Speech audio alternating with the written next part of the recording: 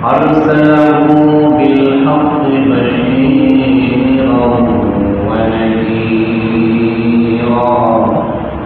وداعيا إلى الله بإذنه وسراجا وقمرا منيرا.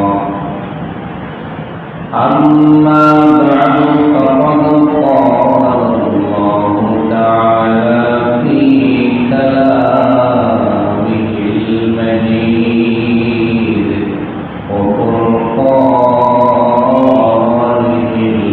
الحميد. أعوذ بالله من الشيطان الرجيم. بسم الله الرحمن الرحيم. واتل عليهم نبأ بني آدم بالحق إذ قربا قربانا فتقبل من أحدهما ولم يتقبل من الآخر قال لأقتلنك.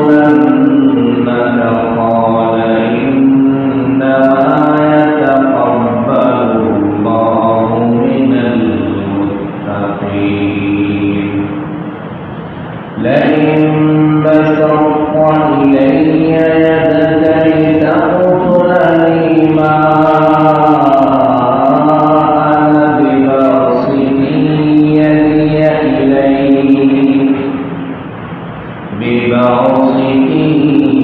يدي إليك لأقتلك إني أخاف الله رب العالمين. وقال تعالى في شان حبيبه ومحبوبه ومعشوقه: إن الله وملائكته يصلون على النبي يا أيها الذين آمنوا صلوا عليه وسلموا تسليما. شكري محبت الشاكرين. اللهم صل على محمد وعلى آل محمد كما صليت على إبراهيم وعلى آل إبراهيم إنك حميد مجيد. اللهم بارك على محمد وعلى آل محمد كما باركت على إبراهيم وعلى آل إبراهيم إنك حميد مجيد. শুকরিয়া করি মহান রব্বুল আলামিন আমাদেরকে পবিত্র জুমার দিনে দুনিয়ার সমস্ত কাজ থেকে পারে করে আল্লাহর ঘরে আসা এবং বসার তৌফিক দিয়েছেন। এই জন্য বলি আলহামদুলিল্লাহ। বিশ্বনবী সালাম সাইয়্যিদুল মুরসালিন খাতামুন নবিয়্যিন মুহাম্মাদুর রাসূলুল্লাহ সাল্লাল্লাহু আলাইহি ওয়াসাল্লাম। আমি আপনাদের সম্মুখে সূরাতুল মাইদার 27 আয়াত তেলাওয়াত করেছি। আল্লাহ রাব্বুল আলামিন এই আয়াতের মাধ্যমে আমাদেরকে আদম আলাইহিস সালাতু ওয়াস সালাম থেকে ওনার জামানায় এবং ওনার সন্তানের মাধ্যমে যে কুরবানি অনুষ্ঠিত করেছিলেন এই কুরবানির বিষয় নিয়ে আল্লাহ রাব্বুল আলামিন এই আয়াতের মাধ্যমে আলোচনা করেছেন। আর আয়াত আমার তেলাওয়াত করার কারণ একটাই, যেহেতু আমাদের সামনে কুরবানি আছে না নাই, আজকে হলো জিলহজ মাসের 27 তারিখ। সামনের চারটা পরে আমাদের কোরবানি ঈদের একটা উৎসব শুরু হয়ে যাবে। এই জন্য আমি মনে করি কোরবানির বিষয়ে আলোচনা করা দরকার, ঠিক কিনা বলে? এই জন্য কোরবানি বিভিন্ন অর্থে ব্যবহার করা হয়। কোরবানি আমরা সর্বদাই করে থাকি, কিন্তু বাহ্যিক বিষয়ে আমরা পুরো কোরবানিকেই কোরবানি মনে করি, আসলে না। এই যে আমরা সময়টা মসজিদের মধ্যে বসে ব্যয় করতেছি, দুনিয়ার সমস্ত কাজকে বাদ দিয়ে এই সময়টাকে আল্লাহকে দেওয়া না, এটাও কোরবানি। এটাও কি কোরবানি? যা আমরা দুনিয়ার কাজকর্ম পালন হয়ে 5 ওয়াক্ত নামাজ মসজিদে এসে পড়ি, এই সময়টা আল্লাহর রাস্তায় দেওয়া, এটাও কোরবানি। দান সদকা করা, এটাও একটা কোরবানি। আল্লাহর স্মরণে কিছু সময় তাসবিহ তাহলিল পাঠ করা, এটাও কি কোরবানি। দুনিয়ার সমস্ত কাজ ছেড়ে আল্লাহর রাস্তায় ব্যয় হয়ে যাওয়া, এটাও কি কোরবানি। অর্থাৎ যত আমল রয়েছে সমস্ত আমলেই কোরবানি, সমস্ত আমলে কি কোরবানি। এই কোরবানি অর্থ হল ত্যাগ স্বীকার করা। এই কোরবানির মাধ্যমে আমার মূল্যবান বস্তুকে আল্লাহর রাস্তায় দিয়ে দেওয়া। এই কোরবানির ইতিহাস শুধু আমাদের জামানায় নয়, আদম আলাইহিস সালাম থেকে কোরবানি শুরু হয়েছে।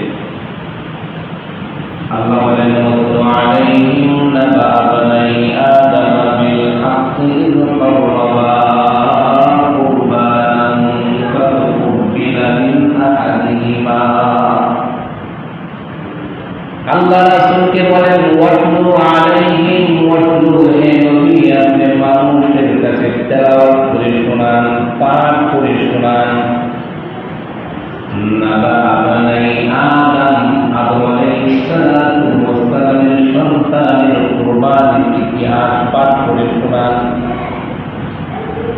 আল্লাহ রাব্বুল আলামিন স্বয়ং রাসূলকে আদেশ করেছেন, হে নবী, আদমের সন্তান হাবিল কাবিলের যে কোরবানির ইতিহাস, এটা তোমার উম্মতের কাছে তুমি পৌঁছায় দাও, পাঠ করে শোনাও।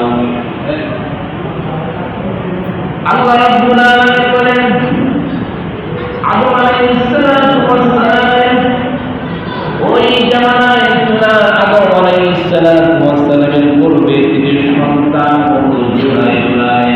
কিবা জোরে বলেন, কিভাবে হতো? জোড়ায় জোড়ায় সন্তান হতো। আমাদের দেশে অনেক সময় জমজ সন্তান হয় কি হয় না? জোরে বলেন, হয় কি হয় না? একজন ছেলে, একজন মেয়ে, আবার কোনো সময় দুজন ছেলে, আবার কোনো সময় দুজন মেয়ে, এরকম হয় কি হয় না? আদম আলাইহিস সালামের পূর্বে হাওয়া আলাইহিস সালামের গর্ভে থেকে সন্তান হয়েছিল দুজন করে, একজন ছেলে, একজন মেয়ে। ওই জামানায় বিধান ছিল আগের ছেলের সাথে পরের মেয়ে বিয়ে হবে এবং পরের ছেলের সাথে আগের মেয়ে বিবাহ হবে, অর্থাৎ যেমন দুইজন বিবাহ করা হারাম। কিন্তু একটা ইতিহাস হলো, হাবিল এবং কাবিল দুইজন ভাই ছিলেন। হাবিলের সাথে মেয়ে জন্মগ্রহণ করেছে, তুলনা একটু কালো ছিল। আর কাবিলের সাথে যে মেয়ে জন্মগ্রহণ করেছে সেই মেয়েটা সুন্দরী ছিল। এখন তো কাবিলের সাথে যে এটা তো সুন্দরী, আর হাবিলের সাথে যে মেয়েটা কালো। এখন তো সুন্দরী মেয়ের বিবাহ হবে হাবিলের সাথে, আর কালো মেয়ের বিবাহ হবে কাবিলের সাথে। এখন কাবিল বলে, না, কালো বিবাহ করবো না, আমার সাথে যে সন্তানের জন্য গ্রহণ করেছে সেটা সুন্দরী আমি তাকে বিবাহ করব। আদম আলাইহিস সালাম বলে বাবা এটা তো কোনোভাবেই সম্ভব নয়, কারণ তোমার সাথে যে আমার মেয়ের জন্ম গ্রহণ করেছে তার সাথে তোমার বিবাহ হারাম, বরং তোমার সাথে বিবাহ যাবে। আমি কোনোভাবে না, আমি আমার বোনকে বিবাহ করব, তার মতো কারো আমি সুন্দরীকে বিবাহ করব। আদম আলাইহিস সালাম বলেন বাবা আমি বলতে চলে যাব, তবে তোমাদেরকে আমি একটা ওসিয়ত করে যাই, এই ওসিয়তের মাধ্যমে যে পাঁচ হবা এই সুন্দরী মেয়েকে বিবাহ করবা। আদম আলাইহিস সালাম বলেন ইরকাবা কুরবানান ফাতুকবিলা মিন আহাদিহিমা ওয়া লাম ইউতাকাব্বাল মিনাল আখার। আদম আলাইহিস সালাম বলেন তোমরা দুইজন আল্লাহর রাস্তায় কুরবানি করবা। কি করবা? ধরে বলেন কি করবে? কুরবানি করবা। যার কুরবানি আল্লাহ কবুল করবেন সে আমার এই সুন্দরী মেয়েকে বিবাহ করবা। দুইজনে ফয়সালা মেনে নিল। কাবিল সে শস্য টাকা বাদ করল, সে কিছু ফসল পাহাড়ের উপরে যায় রাখলো, আর হাবিল সে বকরি চড়াইত, সে বকরি কবরের মধ্যে পাহাড়ের মাধ্যমে নিয়ে রাখলো।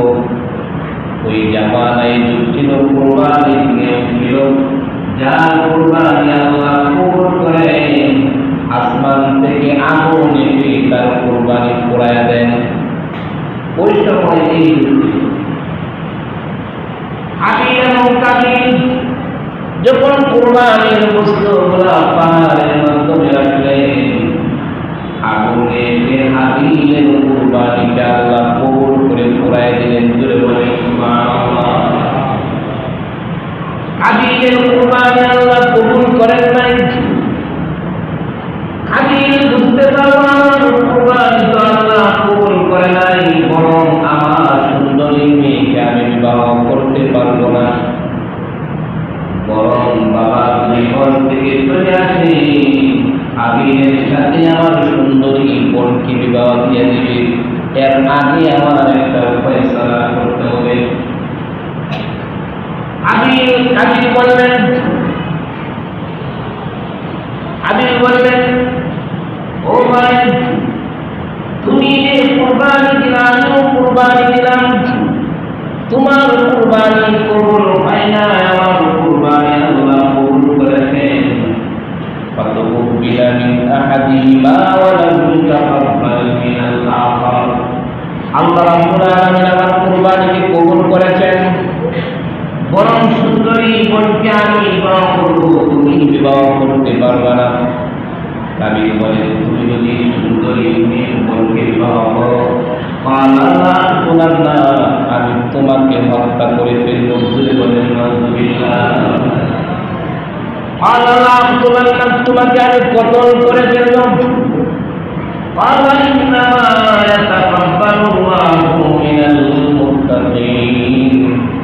হাবিব বলেন ভাই আল্লাহ তো মুত্তাকিনদের কুরবানি কবুল করেন না, ফরমানদের কুরবানি আল্লাহ কবুল করে না।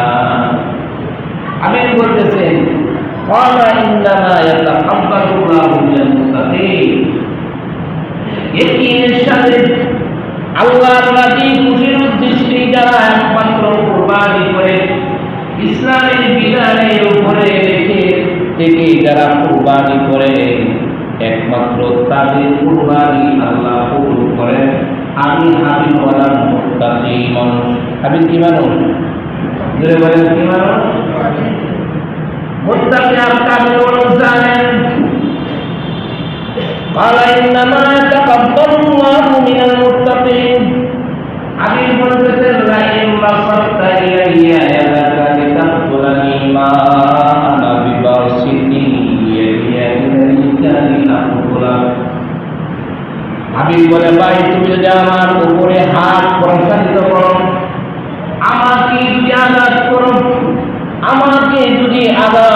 করতে করতে হত্যাও করে ফেল, এরপরেও তোমার উপরে আমি হাত তুলব না, তোমাকে আঘাত করব না। হাবিল বলেন, কেন করব না জানি? ইন্নী আখাফুল্লাহ রাব্বাল আলামিন, একমাত্র তামাম দুনিয়ার মালিককে আমি ভয় পাই। বলে সুবহানাল্লাহ। তুমি যদি আমাকে হত্যাও করে ফেলো, আমাকে যদি দুনিয়া থেকে বিদায় করে দাও, এরপরেও তোমার উপরে আমি হাত তুলব না। কারণ ইন্নী আখাফুল্লাহ, আমি আল্লাহকে ভয় করি, এই তামাম দুনিয়ার মালিককে আমি ভয় করি, এই জন্য তোমার উপরে আমি হাত তুলব না। এটা হলো মুসলমানদের কথা, মুত্তাকিনদের কথা, ইমানদারদের কথা। কিন্তু কাবিল এই কথা শুনে নাই।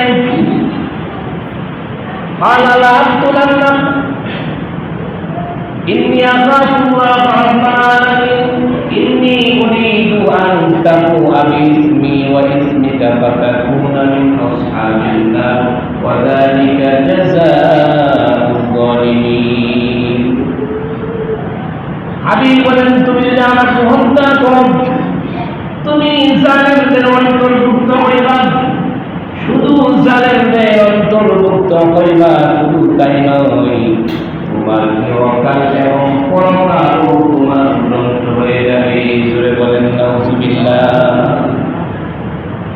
এরপরে কাবিল বলেন, قال إنما يتقبل الله من المتقين। আর মুত্তাকিন যারা কখনোই অন্যকে কোনোদিন আঘাত করে না, মুত্তাকিন যারা অন্যকে কোনোদিন কি করে না। এক পর্যায়ে কাবিল ফাতাওয়াত লাহু নাফসুহু ফাতরাকি ফাকাতালাহু ফাসবাহা মিনাল খাসিরিন।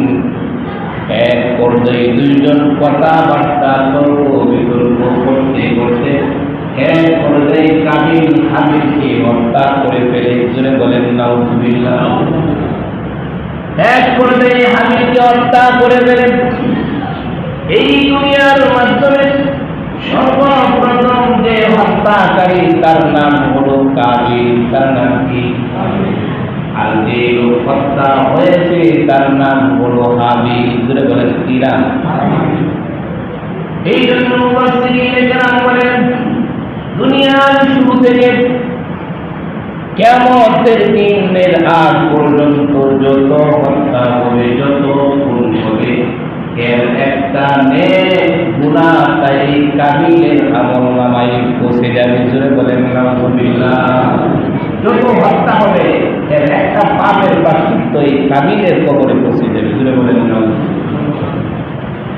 কিয়ামত পর্যন্ত এভাবে হত্যার গুনাহ তার কবরে পৌঁছতে থাকবে। আর হাবিল তো হত্যা হয়ে গেলেন দুনিয়ার শুরু থেকে। এই সর্বপ্রথম লাশ হলেন হাবিল, এর আগে কোনো মানুষ মরে নাই। এখন কাবিল তো এই হাবিলকে হত্যা করে ফেলল। আল্লাহ রাব্বুল আলামিন বলেন, ফাতাসাল্লাহু গুরাবাই ইয়াবাসু ফিল আরদি লিয়ুরিয়াহু কাইফা ইউআরি সাওআতাহি। কাবিল হাবিলকে হত্যা করে ফেলেন। এখন এই লাশ কি করবে? কারণ এর আগে তো কোনো মানুষ মরে নাই, কেউ মৃত্যুবরণ করে না, কাউকে কবরও দেয় নাই। কিন্তু সে বুঝতে পারতেছে না এই লাশকে সে কি করবে। আল্লাহ রাব্বুল আলামিন এই লাশের ভেতরে একটা কাক পাঠিয়ে দিলেন। আল্লাহ বলেন, ফাতাসাল্লাহু গুরাবাই ইয়াবাসু ফিল আরদি লিয়ুরিয়াহু কাইফা ইউআরি সাওআতাহি। আল্লাহ একটা কাক পাঠাইলেন। একটা কাক আরেকটাকে মাইরা লাশ বানায়া গর্ত কইরা এই কাক আরেকটা কাককে কবর দিতেছে। এই কাকের সামনে যখন কাক একটা কাক আরেকটা কাককে কবর দিতেছে, কাবিল এই দৃশ্য দেখে বুঝতে পারলেন কবর খনন করে মানুষ রাখা লাগে। কবর খনন করে সর্বপ্রথম দুনিয়াতে কবর খনন করলেন কাক। কে বলেন? কাক সর্বপ্রথম দুনিয়াতে কবর খনন করলেন। হাবিল বলে, আমি কি মানুষ হইলাম, আমি তো একটা কাকের বুদ্ধি আমার মাথায় নাই, আমি কাকের মতো নিয়ে কোনো হতে পারলাম না। একটা কাক আর একটা কাককে কিভাবে কবর দেওয়ার আগে কাকের মাথায় বুদ্ধি আছে, কিন্তু আমি কাকের মাথায় সেই বুদ্ধি নাই। এই জন্য কাবিল এই কাক থেকে শিক্ষা গ্রহণ করেছেন। এখন আমাদের এই ইতিহাস থেকে শিক্ষা গ্রহণ করা দরকার যে একমাত্র দুনিয়ার মাধ্যমে আমরা যারা কুরবানি দেব, এই কুরবানি দেওয়ার আগে আমাদের সর্বপ্রথম মুত্তাকি হওয়া লাগবে। কি হওয়া লাগবে? বুঝলে বলেন, কি হওয়া লাগবে? মুত্তাকি হওয়া লাগবে। কিভাবে আপনি মুত্তাকি হবেন? আপনি যে কুরবানি দিবেন, এই কুরবানি দেওয়ার আগে আপনার টাকাটা হালাল না হারাম আপনার যাচাই বাছাই করা লাগবে। যে টাকা দিয়ে আপনি কুরবানি দিবেন, এই কুরবানির টাকাটা হালাল হওয়া লাগবে। আর যাদের সাথে আপনি কুরবানি দিবেন, এই মানুষগুলাও ইখলাসের সাথে ভালো হওয়া লাগবে। ঠিক কিনা বলেন? আপনি যে মানুষের সাথে 4 জন হন, 5 জন হন, 7 জন হন, যে মানুষগুলোর সাথে আপনি কুরবানি দিবেন, যাচাই করবেন ওই মানুষগুলার টাকা হালাল না হারাম। 7 জনের মধ্যে যদি 1 জনের টাকা হারাম হয়ে যায়, 7 জনের কুরবানি বরবাদ হয়ে যাবে। এই জন্য মুফাসসিরিন কেরাম বলেন, 5 জন, 6 জন, 7 জন মিলে যদি কুরবানি দেওয়ার সমস্যা হয়, একা একটা ছাগল দিয়ে দিবেন, আপনার কুরবানি আদায় হয়ে যাবে। বড় গরু কুরবানি দেওয়া তো মাকসাদ না। বড় গরু কুরবানি দেওয়া মাকসাদ নাকি? 7 জন মিলে 3 লাখ 5 লাখ টাকা দিয়ে কুরবানি কিনলেন, কিন্তু আপনি শুধু গোশত খাইলেন, কুরবানি হলো না। কুরবানি এটা তো কুরবানি দেওয়া হয় নাই, এটা মানুষকে দেখানো হলো, গোশত খাওয়া হলো। এই জন্য আল্লাহ রাব্বুল আলামিন বলেন, কুরবানি দেওয়া লাগবে মুত্তাকি হয়ে। ইন্নী আখাফুল্লাহ রাব্বুল আলামিন, আল্লাহর ভয় এবং ভালোবাসা নিয়ে কুরবানি দেওয়া লাগবে। এই জন্য মুত্তাকি হয়ে যদি আপনি কুরবানি দেন, তাহলে সর্বপ্রথম আপনি ইখলাস নিয়ত করতে হবে, খালেস নিয়ত করা লাগবে। বলে বলেন, কি নিয়ত করা লাগবে? খালেস নিয়ত, যে আল্লাহর রাস্তায় আমি কুরবানি দিই। 2 নম্বরে টাকা হালাল।